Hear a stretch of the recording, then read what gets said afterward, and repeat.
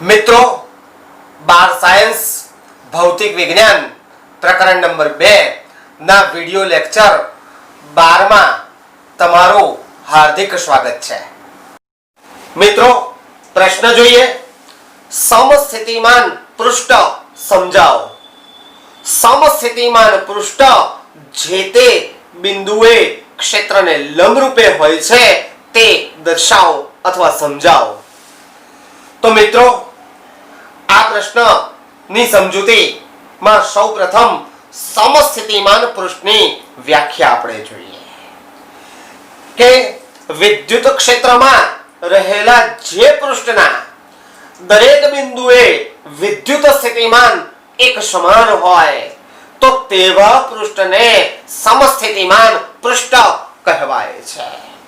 મિત્રો, આની સમજૂતી આપણે આકૃતિ દ્વારા જોઈશું, પણ સૌપ્રથમ આપણે બિંદુવત વિદ્યુતભાર સ્મોલ q માટે વિદ્યુત સ્થિતિમાનનું સૂત્ર જોઈએ કે V = 1/4πε0 small q small r.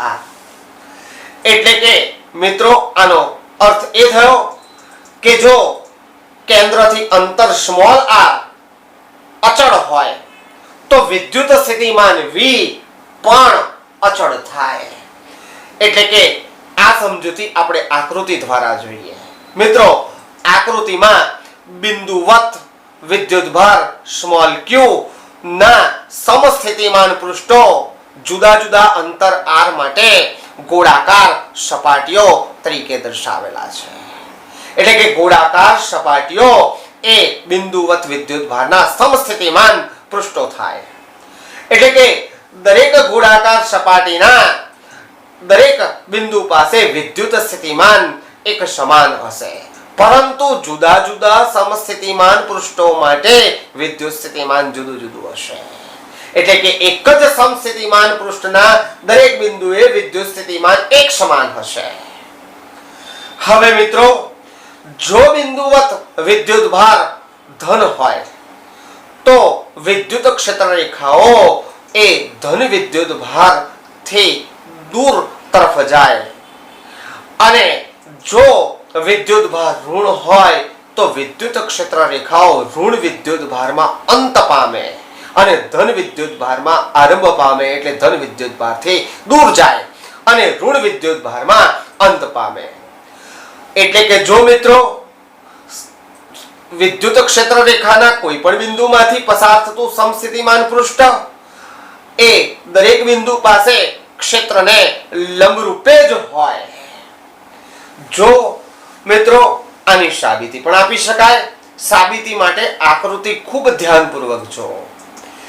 જો વિદ્યુત ક્ષેત્ર જે તે બિંદુ પાસે સમસ્થિતિમાન પૃષ્ઠને લંબ ન હોત તો એક એકમ ધન વિદ્યુતભારને સમસ્થિતિમાન પૃષ્ઠના એક બિંદુએથી બીજા બિંદુએ લઈ જવા માટે કંઈક કાર્ય કરવું પડતું હોત. પરંતુ સમસ્થિતિમાન પૃષ્ઠના કોઈ પણ બે બિંદુઓ વચ્ચે વિદ્યુત સ્થિતિમાનનો તફાવત શૂન્ય થાય, કારણ કે વિદ્યુત સ્થિતિમાન સમાન થાય. તેથી એક એકમ ધન વિદ્યુતભારને ક્ષેત્રની વિરુદ્ધમાં એક બિંદુએથી બીજા બિંદુએ લઈ જવા માટે કોઈ કાર્ય કરવું પડતું નથી, કારણ કે વિદ્યુત સ્થિતિમાનનો તફાવત શૂન્ય થાય છે. તેથી મિત્રો, અહીં કોઈ જ કાર્ય કરવું પડતું નથી. એક એકમ ધન વિદ્યુતભારને સમસ્થિતિમાન પૃષ્ઠ પર ક્ષેત્રની વિરુદ્ધમાં એક બિંદુએથી બીજા બિંદુએ લઈ જવું હોય તો કોઈ જ કાર્ય કરવું પડતું નથી. તેથી વિદ્યુત ક્ષેત્ર જે સમસ્થિતિમાન પૃષ્ઠના જે તે બિંદુ પાસે ક્ષેત્ર તે બિંદુ પાસે સમસ્થિતિમાન પૃષ્ઠને લંબ જ હોય. હવે મિત્રો, ખાસ ખ્યાલ રાખજો, જો વિદ્યુત ક્ષેત્ર x અક્ષની દિશામાં હોય તો સમસ્થિતિમાન પૃષ્ઠ એ વિદ્યુત ક્ષેત્ર સદિશ E ને લંબ yz સમતલો હોય.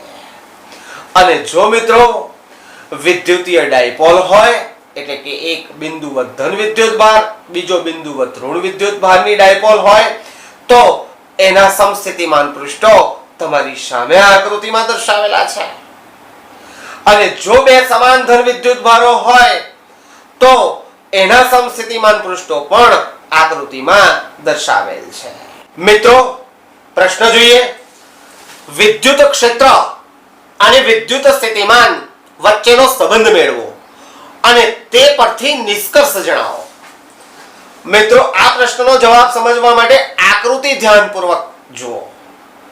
આકૃતિમાં કેપિટલ A અને કેપિટલ B આ બે સમસ્થિતિમાન સપાટીઓ અથવા પૃષ્ઠો દર્શાવેલા છે. A સમસ્થિતિમાન પૃષ્ઠ અથવા સપાટીના દરેક બિંદુએ વિદ્યુત સ્થિતિમાન કેપિટલ V છે અને B સમસ્થિતિમાન પૃષ્ઠ અથવા સપાટી પરના દરેક બિંદુએ વિદ્યુત સ્થિતિમાન V પ્લસ ડેલ્ટા V છે. મિત્રો બંને સમસ્થિતિમાન સપાટીઓ એટલે કે A સપાટી પરનું A બિંદુ અને B સમસ્થિતિમાન સપાટી પરનું P બિંદુ બંને સપાટીઓ વચ્ચેનું લંબ અંતર ડેલ્ટા L છે. મિત્રો અહીં વિદ્યુત ક્ષેત્ર A થી P દિશામાં છે. હવે P બિંદુ પાસે રહેલ એક એકમ ધન વિદ્યુત ભારને ક્ષેત્રની વિરુદ્ધમાં P થી A જેટલા લંબ અંતરે લાવવા માટે કરવું પડતું કાર્ય આ જ પ્રકરણમાં શરૂઆતમાં તમે શીખી ગયા કે W ઇન્ટિગ્રેશન ઇન્ફિનિટિવ થી P સદિશ E ડોટ dl સદિશ. એટલે કે જો આનું વિકલન કરી નાખીએ તો dw સદિશ E ડોટ dl સદિશ. આ સૂત્રના આધારે અહીં જે કાર્ય કરવું પડે એ સદિશ E ડોટ ડેલ્ટા L સદિશ જેટલું કાર્ય થાય કે જે વિદ્યુત સ્થિતિમાનના તફાવત જેટલું હોય. એટલે કે અહીં કરવું પડતું કાર્ય સદિશ E ડોટ ડેલ્ટા L સદિશ is equal to V minus કૌંસમાં V પ્લસ ડેલ્ટા V કૌંસ પૂરો. મિત્રો અહીં VV જાય એટલે કરવું પડતું કાર્ય સદિશ E ડોટ ડેલ્ટા L સદિશ is equal to minus delta V. એટલે કે અહીં વિદ્યુત ક્ષેત્ર is equal to minus delta V upon delta L જેટલું થાય. મિત્રો અહીં વિદ્યુત સ્થિતિમાનનો તફાવત ઋણ છે કારણ કે વધારે વિદ્યુત સ્થિતિમાનથી અહીં આપણે ઓછા વિદ્યુત સ્થિતિમાન તરફ જઈએ છીએ. એટલે કે અહીં વિદ્યુત સ્થિતિમાનમાં ઘટાડો થાય છે. તેથી minus delta V is equal to માનાંકમાં ડેલ્ટા V લઈ શકાય. તેથી અહીં વિદ્યુત ક્ષેત્રનું જે માન છે એ વિદ્યુત ક્ષેત્ર સદિશ E is equal to માનાંકમાં delta V upon delta L આપણને મળે. અહીં મિત્રો બે નિષ્કર્ષ તારવી શકાય કે નિષ્કર્ષ નંબર 1 કે વિદ્યુત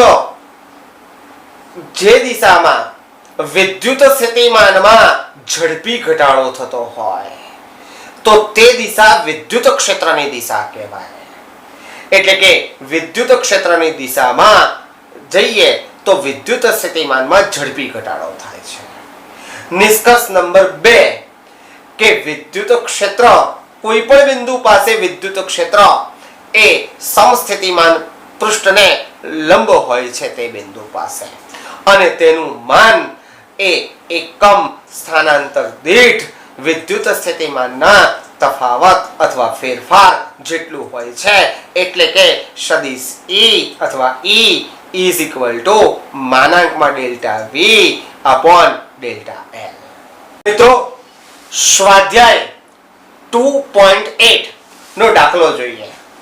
સૌપ્રથમ રકમ સમજીએ. મિત્રો કેપિટલ A બરાબર 6 into 10⁻³ મીટર સ્ક્વેર જેટલું સમાન ક્ષેત્રફળ ધરાવતી એકબીજાને સમાંતર મૂકેલી બે પ્લેટો વચ્ચે હવાનું માધ્યમ છે. હવે મિત્રો આ બંને પ્લેટ વચ્ચેનું અંતર સ્મોલ ડી બરાબર 3 મિલીમીટર છે. તો મિત્રો આ કેપેસિટરનું કેપેસિટન્સ શોધો અને જો આ કેપેસિટરની બે પ્લેટો વચ્ચે 100 વોલ્ટ નો સપ્લાય લાગુ પાડવામાં આવે, વોલ્ટેજ આપવામાં આવે, તો કેપેસિટરની બે પ્લેટ વચ્ચે કેટલો વિદ્યુતભાર સંગ્રહ પામશે તે પણ ગણો. મિત્રો સૌપ્રથમ અહીં પ્લેટનું ક્ષેત્રફળ A is equal to 6 into 10 raised to minus 3 meter square. અહીં શૂન્ય અવકાશની permittivity epsilon 0 is equal to 8.85 into 10 raised to minus 12 SI.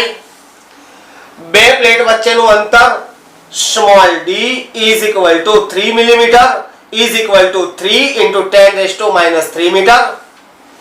હવે મિત્રો સમાંતર પ્લેટ કેપેસિટરના કેપેસિટન્સનું સૂત્ર તમને ખબર જ છે કે C is equal to epsilon 0A upon small d. મિત્રો epsilon 0 શૂન્ય અવકાશની પરમિટિવિટી, ક્ષેત્રફળ A અને અંતર સ્મોલ d ના મૂલ્યો મૂકીએ તો બે પ્લેટ વચ્ચેનું કેપેસિટન્સ અથવા કેપેસિટરનું capacitance C is equal to 8.85 into 10 raised to minus 12 into 6 into 10 raised to minus 3 upon 3 into 10 raised to minus 3. હવે મિત્રો આનું સાદુરૂપ આપીએ તો કેપેસિટન્સ મળશે C is equal to 1.8 into 10 raised to minus 11 faraday. તેથી કેપેસિટરનું capacitance C is equal to 18 into 10 raised to minus 12 faraday. તેથી મિત્રો capacitance C is equal to 18 pico faraday, કારણ કે 10 raised to minus 12 faraday is equal to 1 pico faraday. હવે મિત્રો જો આ કેપેસિટરને 100 વોલ્ટ નો વોલ્ટેજ લાગુ પાડવામાં આવે તો તેમાં કેટલો વિદ્યુતભાર સંગ્રહ પામશે તે શોધવા માટે ધાતુના ગોળાનું capacitance C is equal to Q by V. તેથી Q is equal to CV.